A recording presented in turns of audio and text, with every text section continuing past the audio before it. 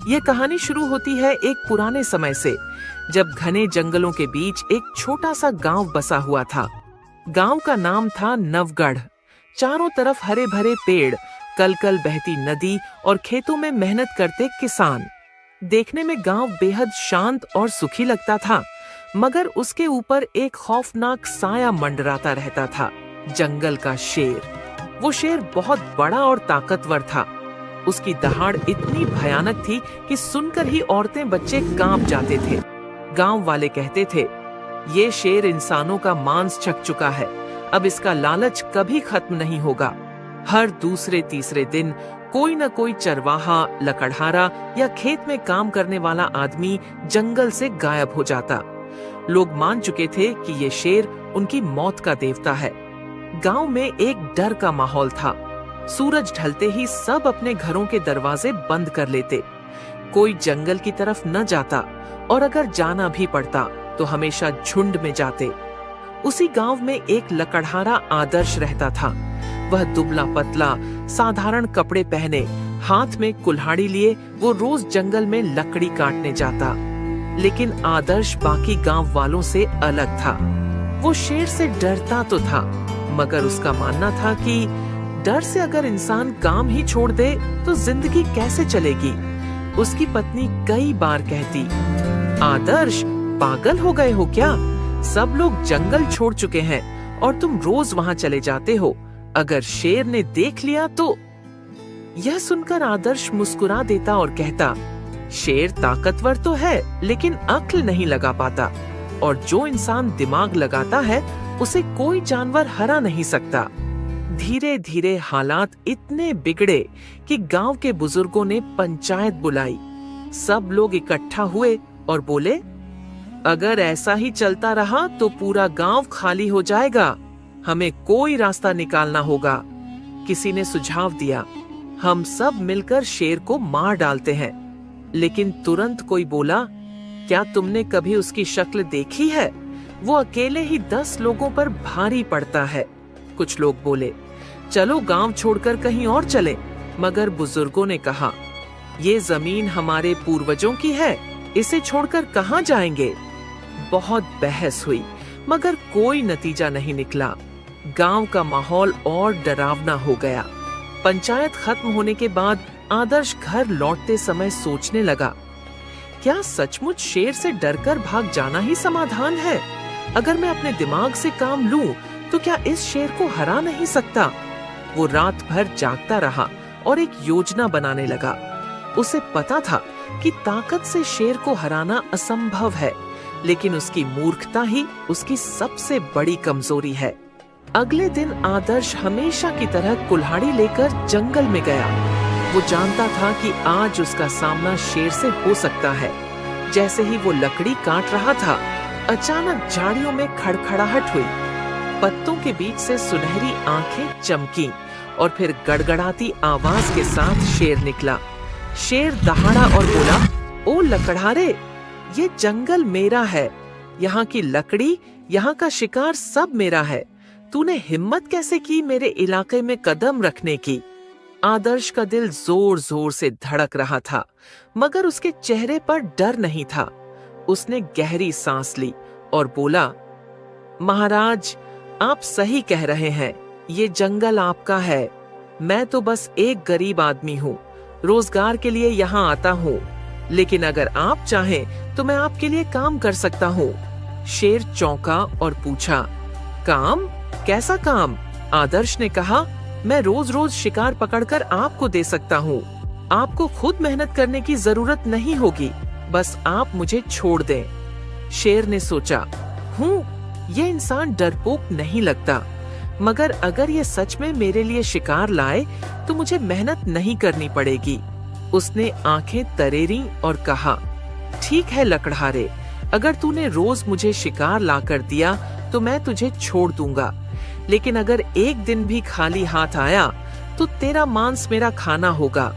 आदर्श ने सिर झुकाकर हामी भर दी। उस पल से खेल शुरू हो चुका था। आदर्श घर लौटा तो उसकी पत्नी घबराई हुई थी। अरे राम, आज भी तू जंगल से सही सलामत लौट आया? सुना है शेर तुझे देख चुका है। आदर्श मुस्कुराकर बोला, हाँ देखा था, लेकिन मैंने उसे समझौता करने पर मजबूर कर दिया। पत्नी हैरान रह गई। शेर से भी कोई समझौता कर सकता है? आदर्श बोला, हाँ, अगर इंसान अपनी अक्ल से काम ले तो सब कर सकता है। अब आगे देखना, वही शेर मेरे जाल में फंसेगा। अगले दिन आदर्श ने सोचा, अगर मैं शेर को रोज इंसानी शिकार दूंगा तो गांव वाले मुझ पर शक करेंगे। मुझे ऐसा रास्ता निकालना होगा जिसमें शेर भी खुश रहे और गांव वाले भी बच जाएं। उसने शेर के लिए एक मोटी तगड़ी बकरी पकड़कर ले गया। शेर ने बकरी देखते ही दहाड़ लगाई। वाह लकड़हारे, तूने तो मजा दिला दिया, अब तू वाकई मेरा आदमी है। आदर्श ने हाथ जोड़कर कहा, महाराज, मैं तो बस आपकी सेवा कर रहा हूँ, लेकिन ध्यान रहे, असली ताकत सिर्फ आपके पास है।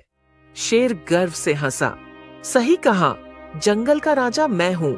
तुझे मैं इसलिए छोड़ रहा हूँ क्योंकि तू मेरी सेवा करता है। आदर्श मन ही मन मुस्कुराया। यही तो इसकी कमजोरी, घमंड और मूर्खता है। धीरे धीरे आदर्श रोज कुछ न कुछ शेर को ले जाता। कभी खरगोश, कभी बकरी, कभी सुअर। शेर मजे से खाता और आलस से पेड़ों के नीचे लेट जाता। गांव वाले यह देखकर हैरान थे। ये कैसे हो सकता है? जहां शेर के डर से कोई पास नहीं जाता, वहां आदर्श रोज जाता है और सही सलामत लौट आता है। कुछ लोग तो पीछे पीछे गए और देखा कि आदर्श सचमुच शेर को शिकार खिला रहा है। गांव में अफवाह फैल गई, आदर्श ने शेर से दोस्ती कर ली है। कहीं ऐसा न हो कि शेर को इंसान का स्वाद दिलाकर वो हम सबको ही खतरे में डाल दे। गांव की पंचायत में फिर चर्चा हुई। कुछ लोग बोले, आदर्श गद्दार है, वो शेर को ताकतवर बना रहा है। मगर कुछ समझदार बुजुर्ग बोले, नहीं, हमें जल्दीबाजी नहीं करनी चाहिए। हो सकता है आदर्श के मन में कोई चालाक योजना हो।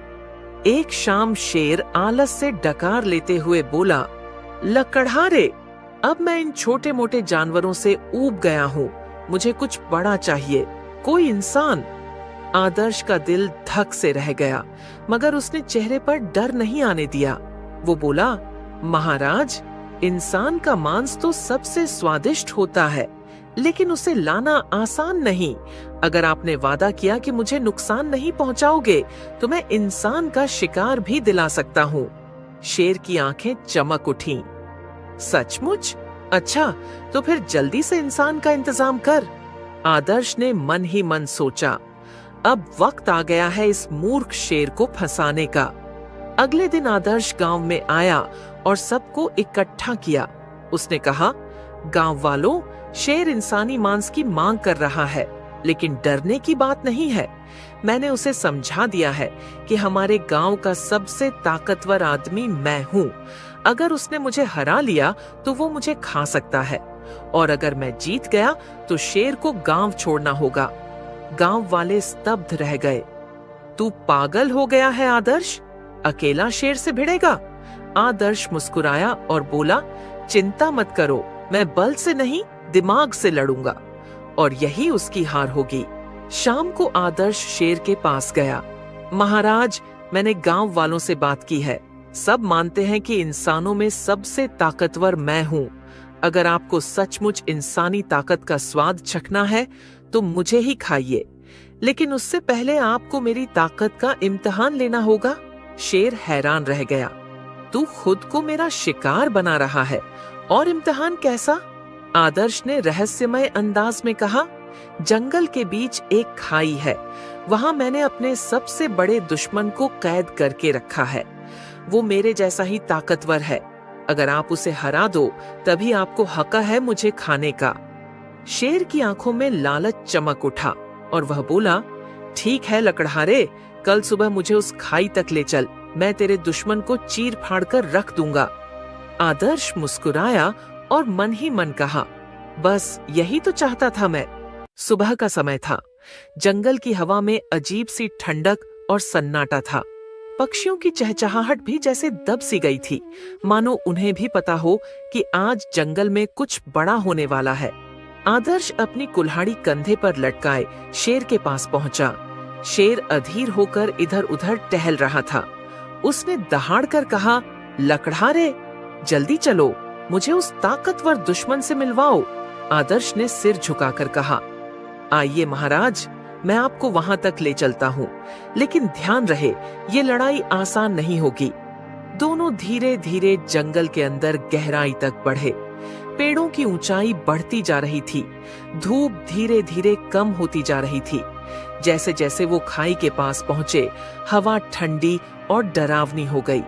शेर गरजते हुए बोला, लकड़हारे, तेरा दुश्मन चाहे जितना ताकतवर क्यों न हो, मेरी एक ही दहाड़ से कांप उठेगा। आदर्श ने मन ही मन मुस्कुराकर कहा, बस थोड़ी देर और, मूर्ख शेर। आखिरकार दोनों एक गहरी और चौड़ी खाई के पास पहुंचे। खाई इतनी गहरी थी कि नीचे झांककर देखने पर सिर्फ काले पानी की चमक नजर आती थी। उसके चारों ओर खामोशी थी, बस कभी कभी हवा की सरसराहट और पानी की लहरों की आवाज आती। आदर्श खाई की ओर इशारा करके बोला, महाराज, यही है वो जगह, और नीचे पानी में है मेरा सबसे बड़ा दुश्मन, एक और शेर, उतना ही ताकतवर जितने आप। शेर ने हैरानी से नीचे झांका। पानी में उसे अपना ही प्रतिबिंब दिखाई दिया। उसकी सुनहरी आंखें, उसका विशाल शरीर और उसका खूंखार चेहरा। शेर दहाड़ा और बोला, आह, ये तो सचमुच शेर है, और लगता है ये भी मुझे ललकार रहा है। पानी की सतह पर लहरें उठी और उसका प्रतिबिंब हिलता डुलता दिखाई दिया। शेर गरज कर बोला, लकड़हारे, तेरा दुश्मन अब मेरा शिकार बनेगा, देखना मैं इसे चीर डालूंगा। आदर्श ने शांत स्वर में कहा, महाराज, अगर आपने इसे हरा दिया तो आप सच में जंगल के सबसे बड़े राजा कहलाएंगे, फिर आपको मुझे खाने का हक भी मिलेगा। शेर ने छाती फुलाई और दहाड़ते हुए कहा, हाँ, मैं साबित कर दूंगा कि जंगल में मेरा कोई मुकाबला नहीं। वो उछलने के लिए पीछे हटा। उसके पंजों से मिट्टी उड़ रही थी, आंखों में आग थी। आदर्श ने एक आखिरी बार मन ही मन प्रार्थना की, हे भगवान, मेरी इस चाल को सफल कर देना। अचानक शेर ने जोरदार दहाड़ लगाई और खाई में छलांग लगा दी। उसका विशाल शरीर हवा में लहराता हुआ सीधे पानी में गिरा। धड़ाम!